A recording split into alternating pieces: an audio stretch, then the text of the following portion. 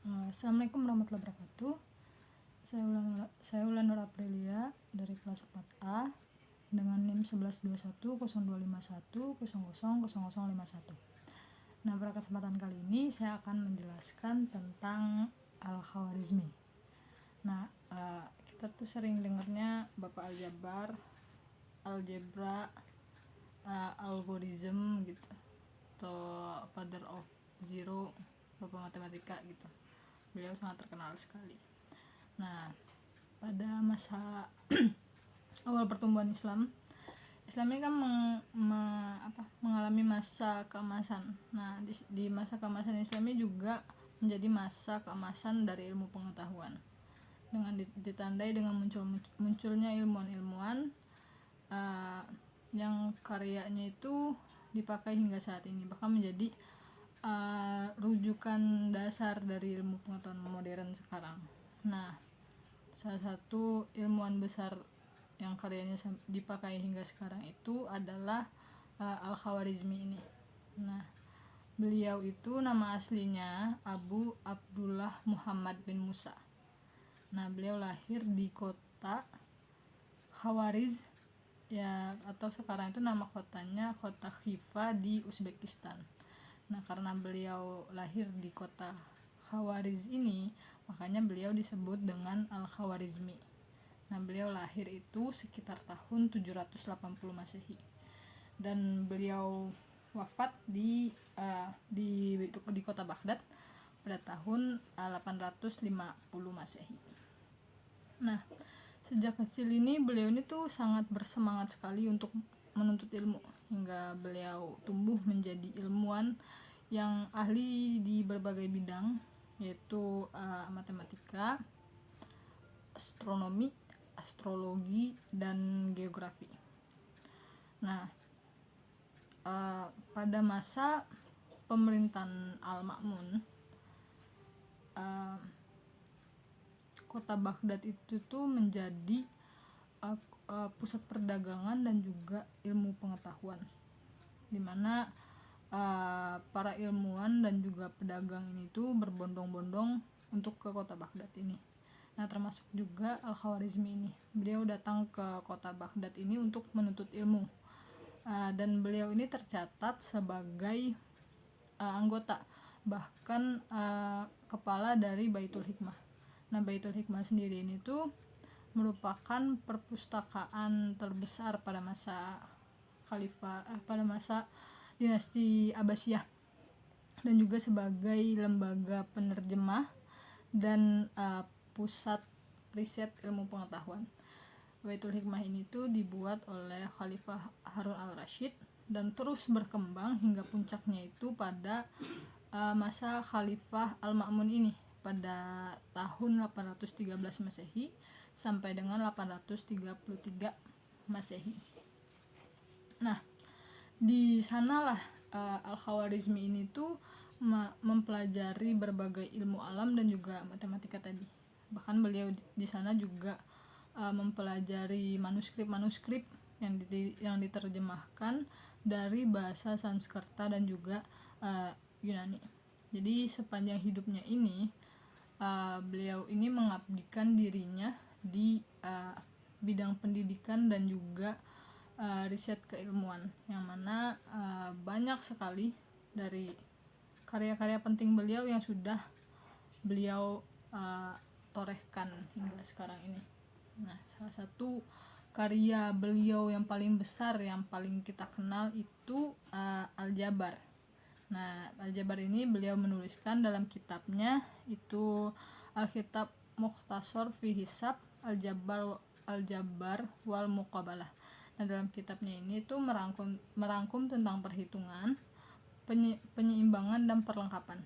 Kitab ini tuh dibuat pada tahun 830 Masehi. Nah, Al-Jabar ini tuh adalah materi yang paling banyak dipelajari di dunia.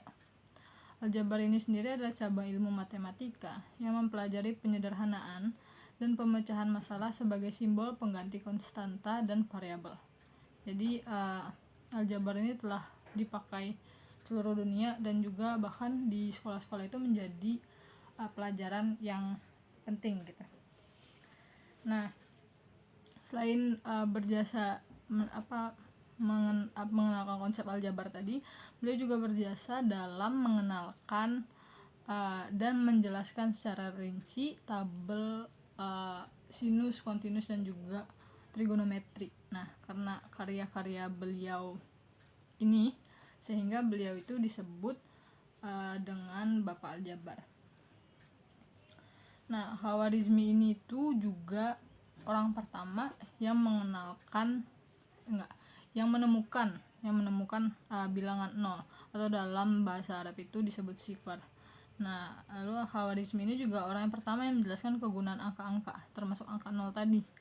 Nah, karyanya dalam bidang aritmatika ini beliau tulis dalam kitabnya, yaitu Al-Jama'ah wa Tafriq bil Hisab bil Hindi, yaitu sebuah buku tentang penjumlahan dan pengurangan berdasarkan kalkulasi Hindu. Jadi beliau ini memperkenalkan penggunaan angka Hindu 1 sampai dengan 9 dan juga angka 0.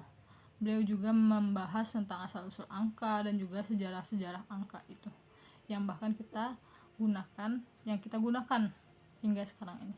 Nah, dari situlah orang-orang Eropa ini tuh mempelajari angka 0 sehingga mempermudahkan kita berhitung hingga puluhan, ratusan, ribuan, dan seterusnya gitu.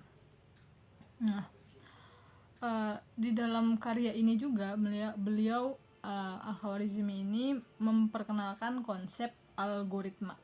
Nah, algoritma ini tuh adalah langkah-langkah yang logis mengenai penyelesaian masalah yang disusun secara sistematis. Nah, algoritma ini tuh jantung dari ilmu informatika komputer. Jadi mustahil tanpa algoritma ini tuh kita nggak bakal ada nih teknologi seperti sekarang ini. Nah, karena sederet prestasi beliau di bidang matematika ini, sehingga beliau juga disebut sebagai Bapak Matematika. Tapi tidak hanya di bidang matematika, beliau ini juga mempunyai prestasi-prestasi, karya-karya di cabang ilmu geografi dan juga astronomi. Nah, di cabang ilmu geografi ini beliau menulis buku kitab Sudratul Ard, atau artinya itu buku pemandangan dunia atau kenampakan bumi. Jadi, dan buku ini tuh selesai tahun 833 Masehi. Jadi buku ini tuh revisian dan juga penyempurnaan dari peta yang ditulis oleh Ptolemeus. Nah, Al-Khawarizmi ini selain buku tadi, Al-Khawarizmi ini juga ditunjuk sebagai pemimpin proyek pembuatan peta dunia untuk Khalifah Al-Ma'mun tadi. Jadi beliau ini berkontribusi bersama dengan 70 ahli geografi lainnya. Nah, selain geografi tadi, beliau juga di bidang astronomi memiliki karya yang fenomenal yang dibuktikan dengan adanya karya berupa tabel-tabel astronomi. Nah, gitu. Jadi itulah sederet prestasi yang ditorehkan oleh Al-Khawarizmi. Jadi semoga kita bisa meneladani dan mencontoh kegigihan dan juga semangat belajar beliau. Sekian penjelasan saya mengenai Al-Khawarizmi. Mohon maaf atas kesalahan-kesalahan di video ini karena saya juga masih belajar. Terima kasih. Akhir kata, wassalamualaikum warahmatullahi wabarakatuh.